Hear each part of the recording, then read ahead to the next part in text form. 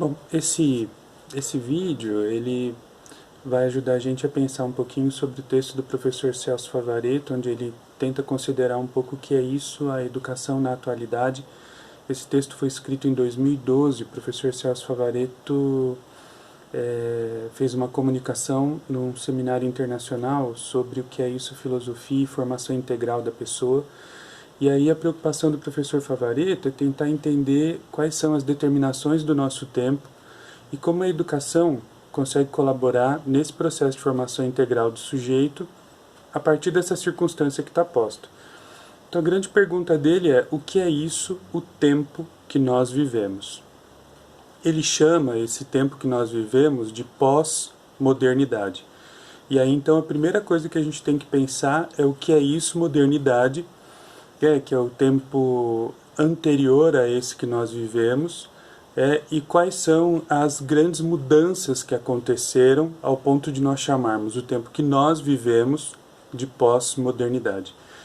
Para a gente entender o conceito de modernidade, é muito importante a gente lembrar do conceito de iluminismo. E aí é lógico que a gente vai ter que retomar algumas coisas que estão lá no nosso ensino médio, no momento em que a gente estudou isso em filosofia, em história.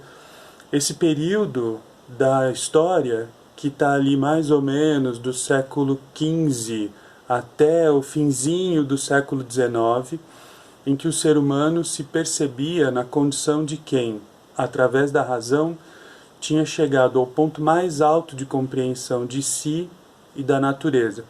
Se percebia, inclusive, o ser humano, por conta de ser humano capaz de razão, de ser a razão, ou seja, a luz da razão, é aquela que daria condição de nos perceber numa perspectiva de homogeneidade.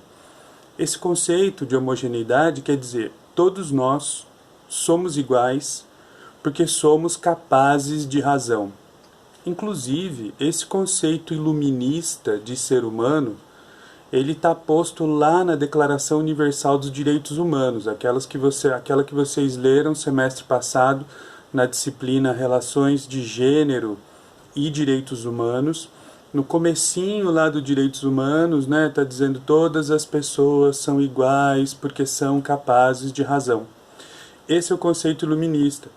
Isso que faz em um primeiro momento é o professor Favaretto dizer assim, bom, então ok, se é verdade que esse conceito iluminista foi válido, esse conceito de ser humano, foi válido na modernidade, o que acontece hoje que esse conceito já não é mais válido?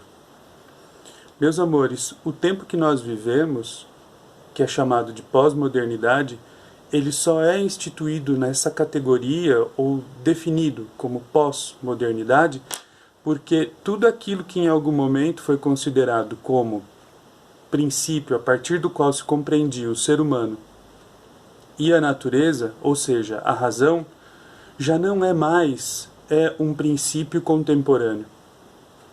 O princípio contemporâneo, para a gente entender o ser humano, a natureza menos, mas o ser humano, é a vontade, o desejo, o imaginário. Por isso a cultura, por isso que hoje, diferente daquilo que foi no iluminismo, nós somos heterogêneos. Se a razão nos colocava numa condição de homogeneidade, ou seja, o meu processo de formação, mediado pela educação, ele deve ser constituído em elementos capazes de fazer com que eu, capaz de razão, junto com as outras pessoas que estão no mesmo processo que eu, também capazes de razão, apreendam um conjunto de conhecimentos. Esse era o princípio da educação no iluminismo. Agora, hoje, em que nós, seres humanos, que não temos mais um elemento de homogeneidade, que é a razão, mas nós temos várias outras referências de heterogeneidade, como a cultura, desejos e o imaginário. Como é que a gente pensa a educação se nós não temos mais uma referência de homogeneidade? Se nós somos plurais, heterogêneos, se cada pessoa concebe o mundo a partir de elementos do seu imaginário, da sua cultura. Considerem vocês, por favor, que o nosso tempo é o tempo da subjetividade. Subjetividade, quando as pessoas dizem assim, eu penso assim, é desse jeito que eu entendo o mundo e ninguém vai mudar o meu jeito de pensar. Aí você fala assim, caramba, mas espera aí.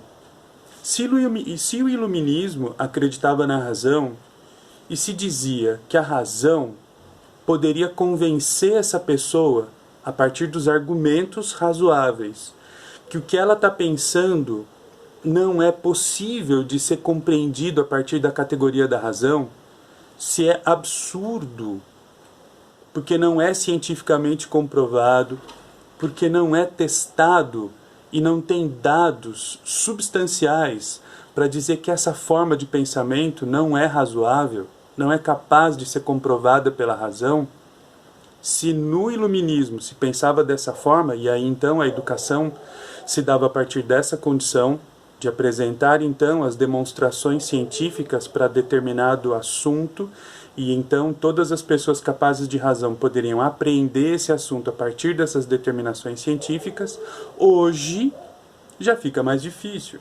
Porque o sujeito fala assim, não, mas eu penso assim, na minha cultura é assim, eu fui criado dessa forma, essa é a minha forma de pensar o mundo, ainda que não seja razoável, ainda que não tenha nenhuma comprovação científica, não posso hoje dizer a alguém, você está errado, por favor, repense os seus princípios a partir desses elementos da ciência.